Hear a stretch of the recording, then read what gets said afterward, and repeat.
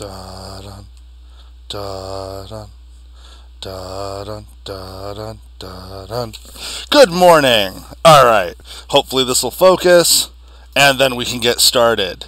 Interesting intro with sharks, right? But it's kind of fitting because they're known as being these crazy eating machines. That's what they do. They swim around the ocean and try to find people to eat. Well, today we are going to be looking at how we eat. And whatever we find out that's true for humans is, generally speaking, true for most of the animal kingdom, with the exception of birds. They don't chew their food, so they've got another special organ in their throat that helps them grind things up. But to start with, if you take a look over here, this diagram that I've uploaded onto Schoology, if you remember when we did the brain parts or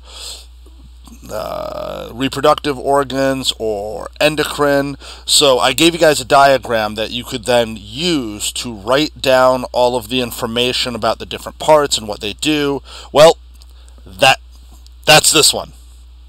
So, if you have the capability, I would suggest either getting a copy of it so that you can enter the information yourself, print it so that you can write the information. Now, if neither of those are optional, then go ahead and just take notes as usual, but knowing where they are on the diagram is very, very useful. So, just keep that in mind. Alright, so starting up, we're going to be looking at the digestive system. Now, the digestive system is actually an unbelievably long thing. Like, if I were to take all of your guts, pull them out, and then, like, stretch it out and, like cut all the little connecting bits, it's going to be huge. How huge? On average, for the normal adult, somewhere in the neighborhood of about 42 feet long. So to put that in perspective, that's the size of a megalodon shark. That's a lot of distance to have wrapped up inside us.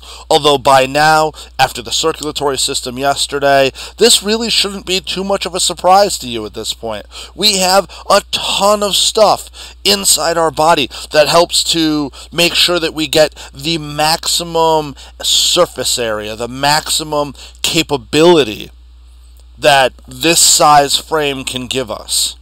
And the goal of all 42 feet of this, plus all the associated organs and glands, is all about getting the nutrition that we take in through our mouths into our body so that it's actually usable. If you're not aware, it's not simply enough just to take the food into your mouth. That doesn't get the nutrients into your blood. That doesn't get the sugars and stuff that you need cycling throughout your body. So, our digestive system has evolved in order to take in the food through the mouth, and then through a series of mechanical and chemical processes to break it down into the simplest components. And then it also needs a way to take those simple components into the blood, and then obviously get rid of the waste at the end of this trip. So that is the goal of the entire digestive system, and every organ and piece that we're going to go over is all about getting nutrition and getting rid of waste. Now, this is a list of all the organs of the digestive system, and while this is useful, don't worry about writing them down just yet, because we're going to go over each one kind of separately, but this is your cliff notes. This is the, I don't have time to study, what do I do? Know these. Know these kind of in this order. The first column on the left is going to be each organ. The middle column is kind of the simple way to remember them.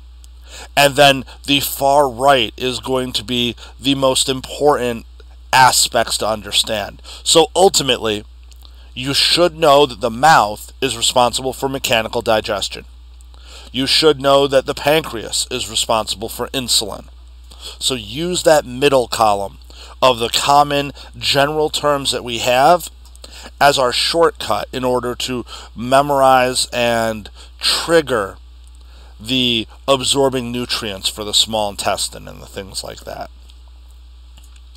So we'll start with the mouth. So the mouth.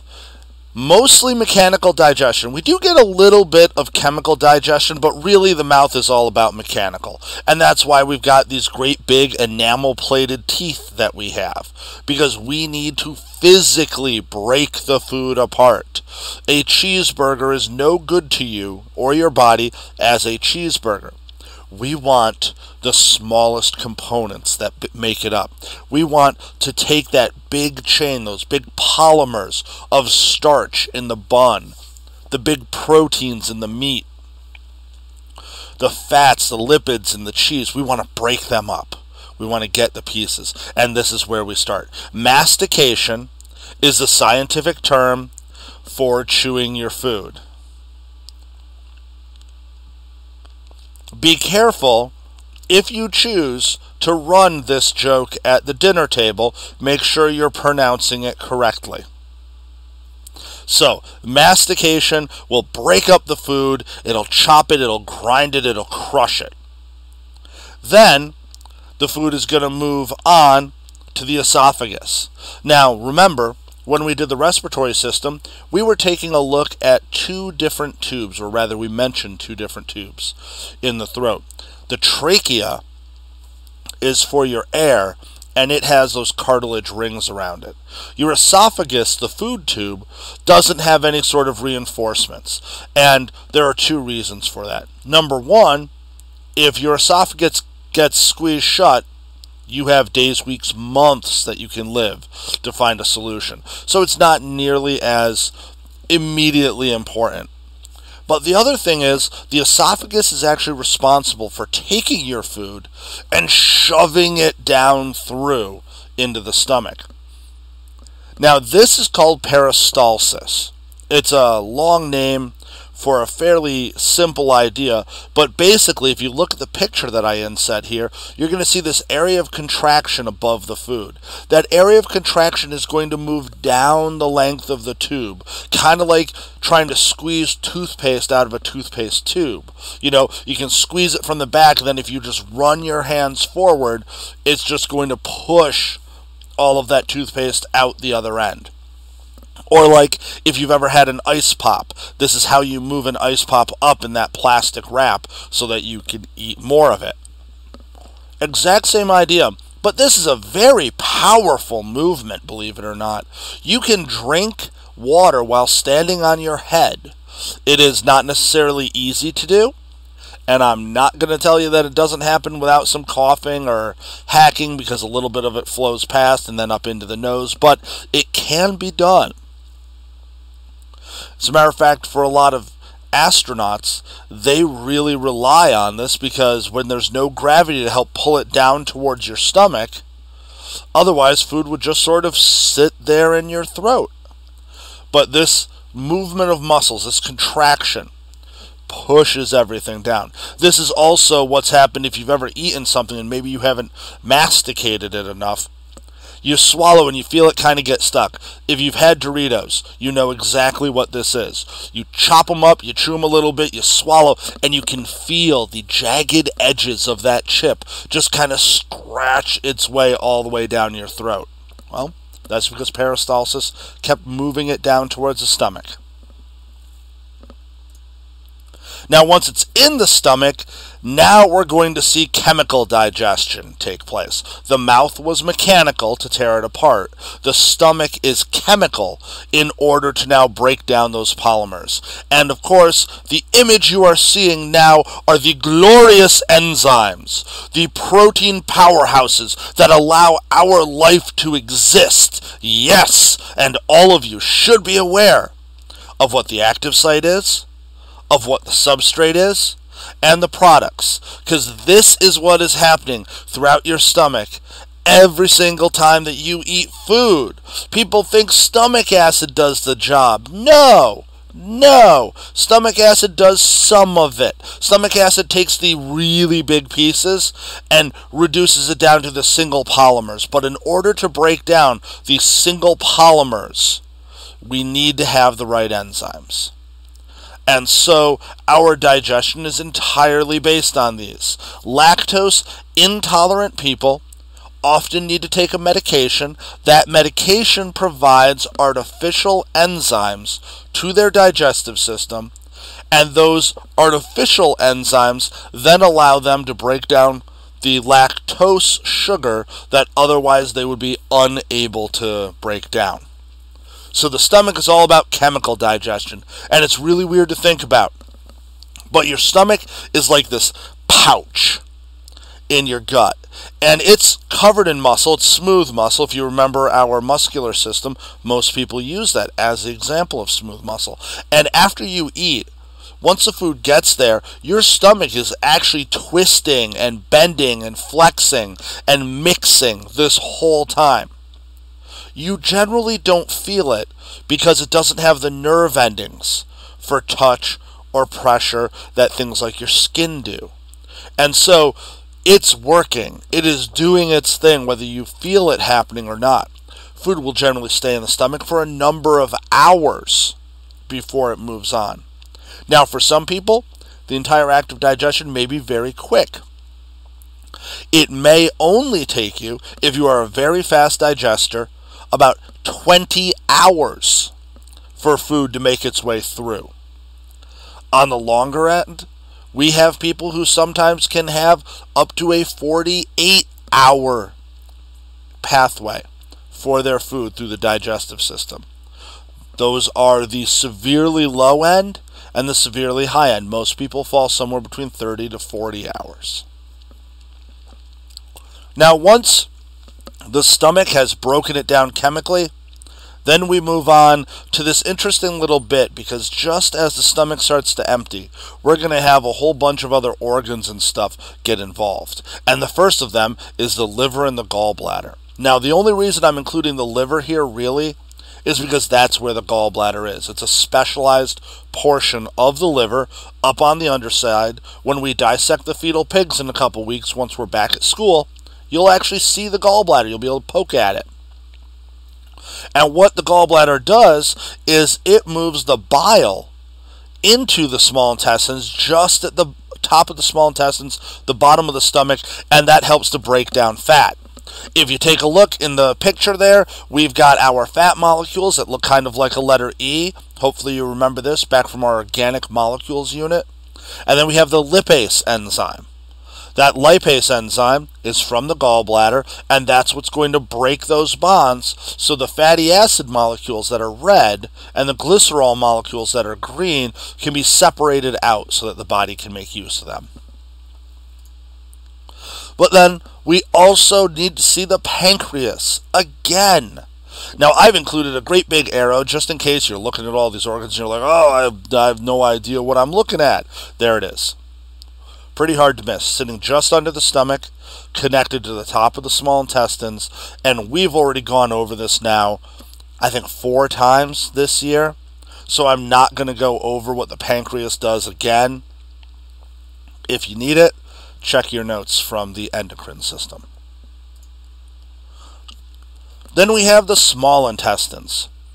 Now, the small intestines is an unbelievably long section of your gut.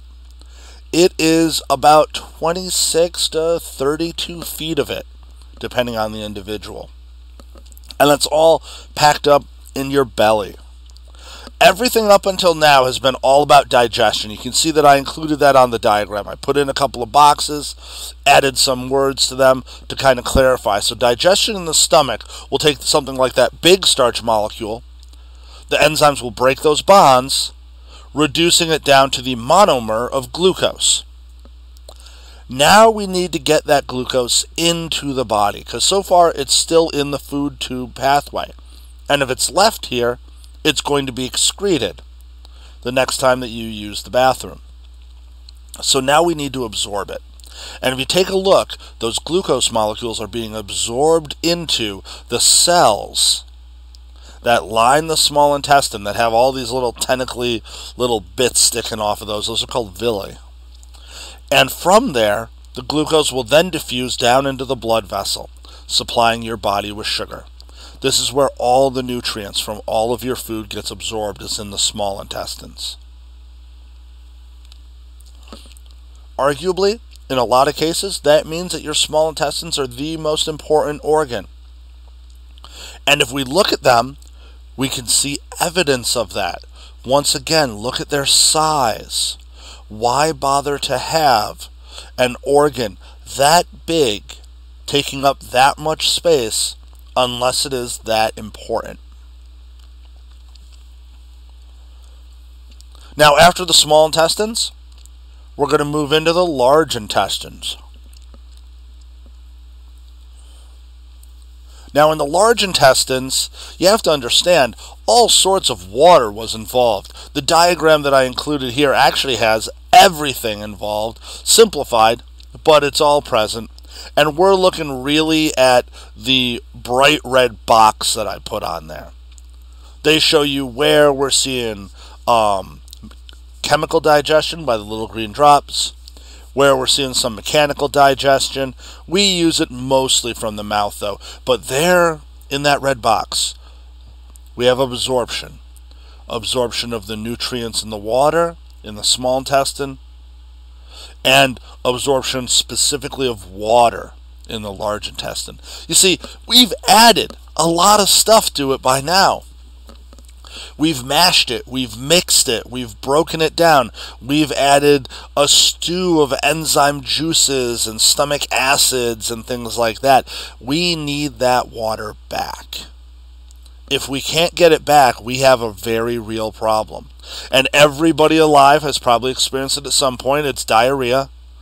And when the poop isn't solid, that's because your large intestines are not doing their job. Sometimes it's because you got sick and there's an infection in your large intestines. It's stopping it from reabsorbing the water the way that it should.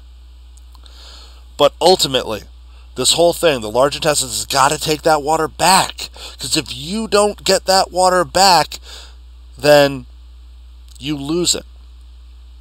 And if you've paid much attention to most any major flu or anything, you know that dehydration can be really dangerous.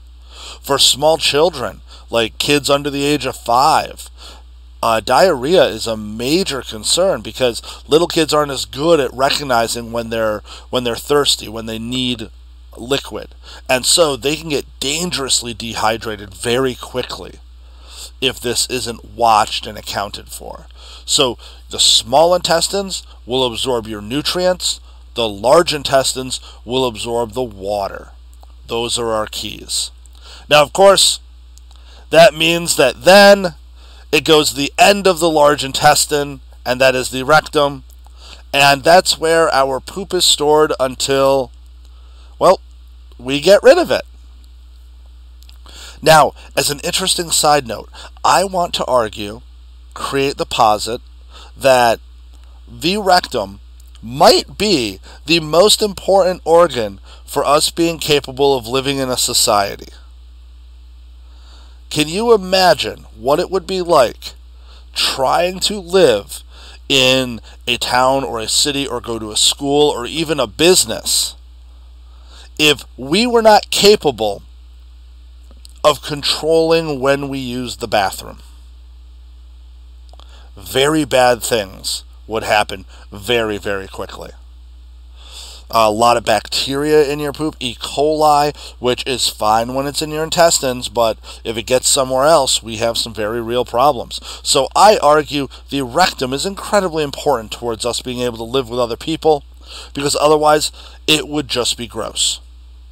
It would be so, so gross. All right. So let's bring this back a little bit. So, we have our eaty thing, right? Mouth. Mechanical digestion. So, as our shark is swimming around, it finds something delicious to eat. Chew it up, swallow it down. Now, mechanical digestion has already happened, thanks to these large teeth in the jaw. Now it's going to pass down the esophagus into the stomach. In the stomach, we'll see the chemical digestion break it down into the single molecules. Those molecules will then diffuse out of the small intestine and into the bloodstream. It will then absorb or reabsorb as much water as it can. And at the end of that entire process, with any luck, we get a bit of waste. Don't worry. It may look like a turd, but it's Play-Doh. Alright, so this is the basis of our digestive system. All of the organs kind of in order, just for you guys to be able to go through and understand. Now, I've got a couple other things in Schoology for you. First of all, I have a single slide infographic based around a Big Mac. Please feel free to check that out. It's got some interesting facts for it. It goes through what happens to you at different times after eating one of these Big Macs. Then I've got 2 YouTube videos. Please check those out. The first one is literally following food through a human body. It's really cool. It may be a little bit gross, but, you know, it's good. And then the last one is a TED Ed, which is much more tame. It's all animated. It doesn't quite go into the detail, but it does talk more about the science of things, namely about the digestion of food, the reabsorption of the 4 organic molecules that we need: proteins, carbohydrates, lipids, and nucleic acids. Also, good news, everyone. Oh, I should have had a meme from Futurama for that. Missed opportunities. Alright, so I have been unsuspended from Twitch. They reviewed, so on Monday we will go back to having our normal class at 11 a.m. I will try this time not to include slides of actual organs, as apparently that sets off some sort of trigger that they have. But ladies and gentlemen, have a great weekend. Today's just the notes and watching those videos. I will see you on Monday, and we'll move on into our digestive system project, which will be very interesting given the limitations that we're all now experiencing. Have a great weekend. Stay safe.